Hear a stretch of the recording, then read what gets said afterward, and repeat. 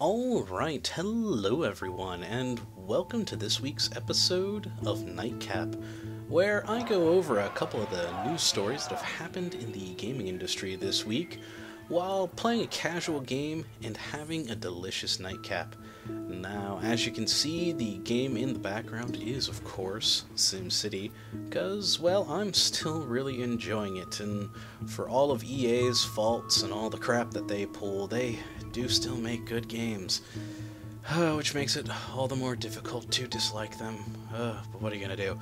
So, and for the nightcap this week, I am drinking a Cowcatcher red wine from Trainwreck Winery over in Iowa. Had a friend of mine pick this wine up for me while he was driving through there, and I gotta say, it's quite interesting. Now, I'll be looking at it a bit more in depth on my Lee's Play series this week for Borderlands, so please do check out that video, and of course, as always, a link will be in the description for the wine itself.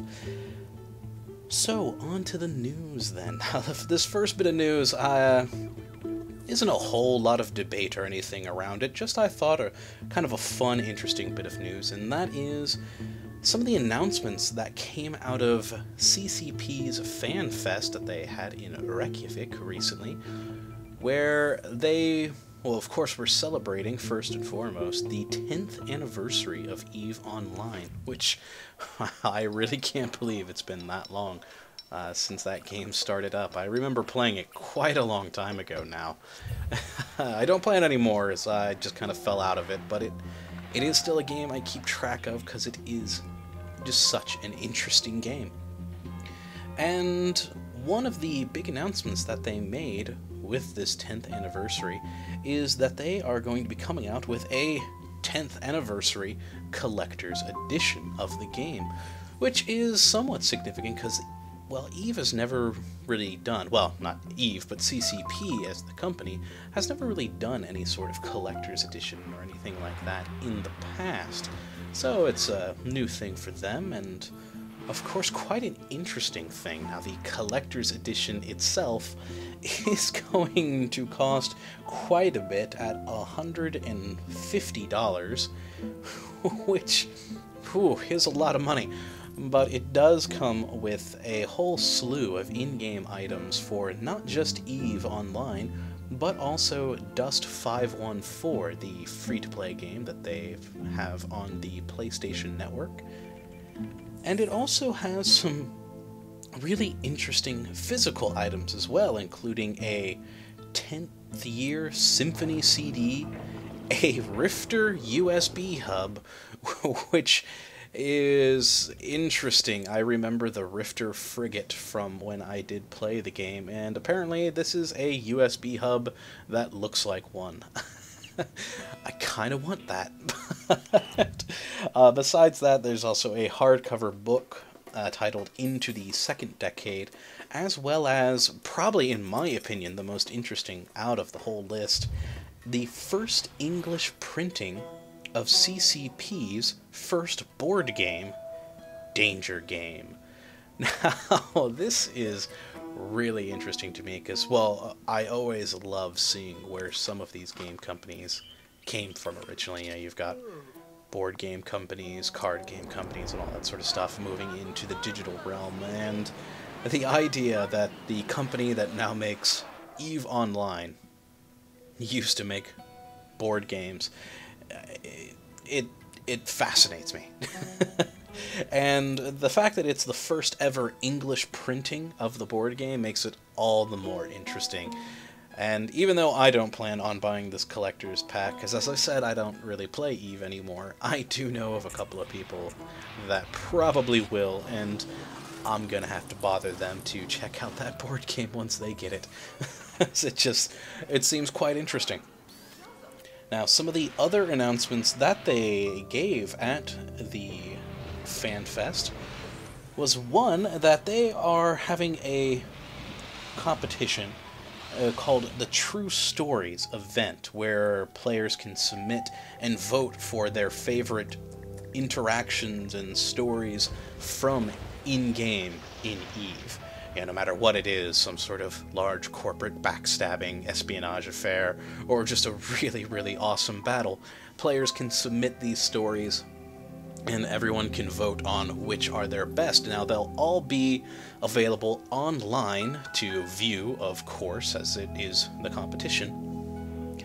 But the top ones of these stories, CCP plans on working with Dark Horse Comics to actually make them into a graphic novel, sort of, or not really graphic novel, but basically a comic interpretation of them. So showing these stories in a physical medium with Dark Horse, which can you imagine a better comic company to go with than Dark Horse for this?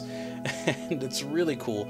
Now, they'll be releasing them all digitally, I believe for free. Let me just look at that real quick. And yes, there'll be a free download, and then they'll also be doing physical printings that you can purchase as well, which is quite cool. I gotta say, I may have to get my hands on some of those printed copies of it. I think that would be kind of cool to have, as that's the big thing I tend to keep in track of for Eve, is the crazy stories of things that go on in the game.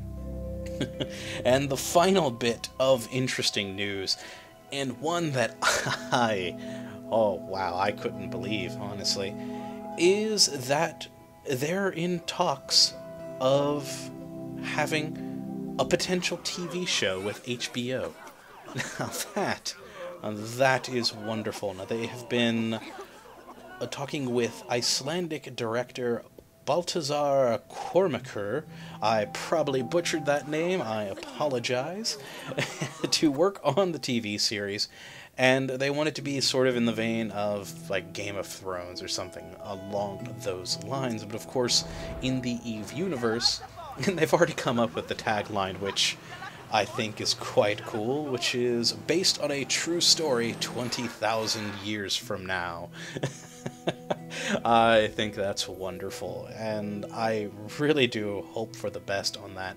For a long time, people have been saying that they should make a movie out of the Eve universe, and the idea of a TV show similar to something like Game of Thrones would just be absolutely amazing.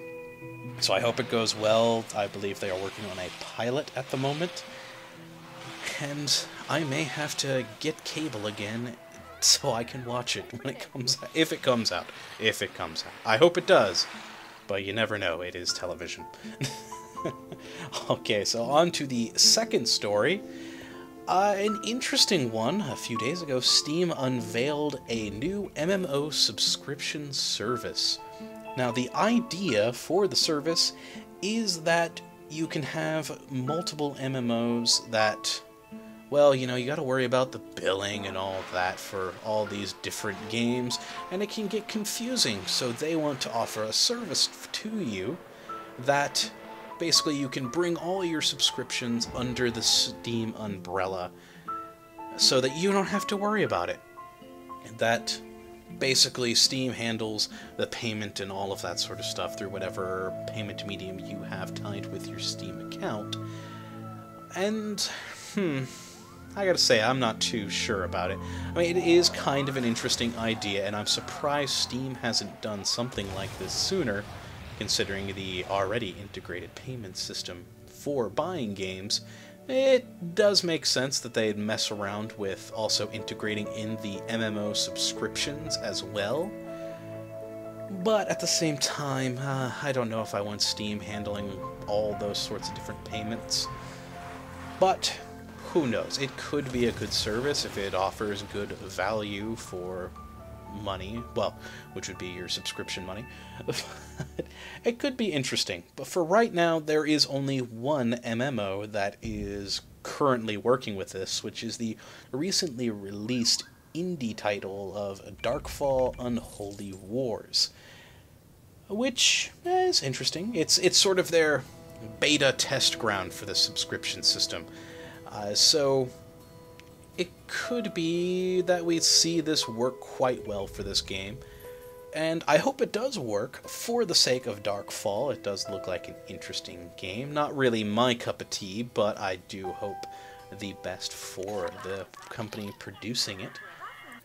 And it might prove that this MMO subscription service through Steam works out well, and if it does, Steam plans on going to other developers to try and have them integrate the system into theirs as well. Now, of course, it won't be mandatory on Steam. It will be an opt-in service, and it'll have its whole own interface where you can go in and add games into it and all that sort of stuff. And basically, they'll handle all the billing and payments for the game through your Steam account. And it could prove to be a very convenient feature. But as I said, I don't know if I like Steam controlling that much of my games. But, hey, it could be a good system. We'll have to see how it works out with Darkfall. And, yeah, who knows? In time, all your MMOs might run through Steam, or at least a sizable chunk of them. And so, finally, the last bit of news, and something I was hoping not to come back to quite yet, at least, is yet more rumors for the next-gen Xbox. Now, we really didn't want to come back to the Xbox again, because in May, I believe the 21st, yes, May 21st, is when Xbox, or Microsoft rather, will unveil the new Xbox. So, talking more about rumors, I think, is kind of pointless when less than a month away we will get, hopefully, the actual true facts. But this rumor is at least a little bit more encouraging. Now, this is coming from Polygon, and they have a source saying that the Always Online feature will not be forced by Microsoft, but rather will be an option for the publishers of the game themselves, and that the publishers can either choose for it to always be online, or only online for the first activation, or some combination of the two, and that they want to use it as additional features to draw in publishers, as it won't only give them another source of god-awful DRM, but also as a way for them to inject some features into the game without the need for DLCs or proper patches.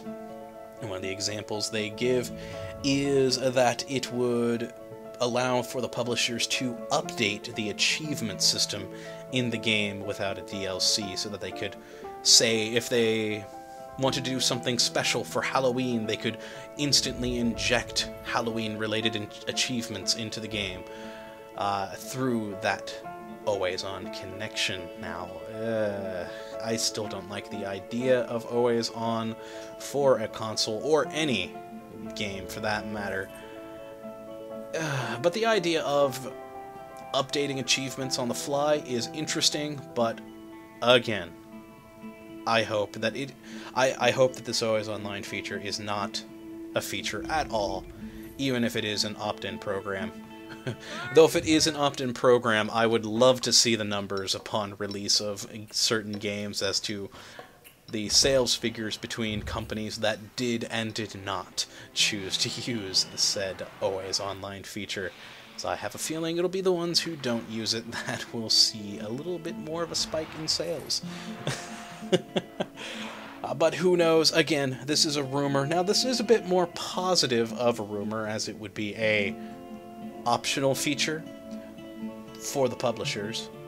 But look at EA, and do you really think they're not going to jump on that bandwagon? Now, they also did say a few other rumors which were semi-interesting. One of which being that the Xbox Live Friends limit will be going away, and that they want it to be more of a social network experience, so you'll be able to have an unlimited friends list and be able to actually follow people rather than just actually have a friendship with them. So basically you could follow someone you don't know. on Xbox Live, because they want it to be something more along the lines of Twitter or Facebook. God, which I don't like. I mean, I like being social with my games, but I don't want it to be something like Twitter or Facebook, and all of this social media integration is just starting to get overkill. And the fact that so much of what we have heard about the Xbox has been about DRM features and social features and entertainment features like television and so forth, rather than the games, worries me about the gaming aspect of the console. But again, these are all rumors, and we don't know anything solid until hopefully May 21st, when we will get the actual news from them. Hopefully. So, who knows? This could be true, it could not be. We will see. I still hope that it isn't in either of the items that I spoke of, because I don't like DRM, and I'm not a big fan of social media connections with games. It's just too gimmicky. But nonetheless, again, we'll see next month what is true and what of these rumors is just nothing and we shouldn't have bothered ourselves with. So, yes, that is me for this week on Nightcap. I do hope you all have enjoyed, and of course, if you have any interesting news articles you'd like me to know about, that perhaps talk about in next week's Nightcap, please let me know, and of course, like, favorite, subscribe, and comment to tell me what you think about the series. I am trying to figure out a way to change this up a little bit more. I'm still playing around with the format of this particular show, so if you have suggestions, please let me know, and, well, I hope you do come back for the next episode. And of course, as always, have a good one.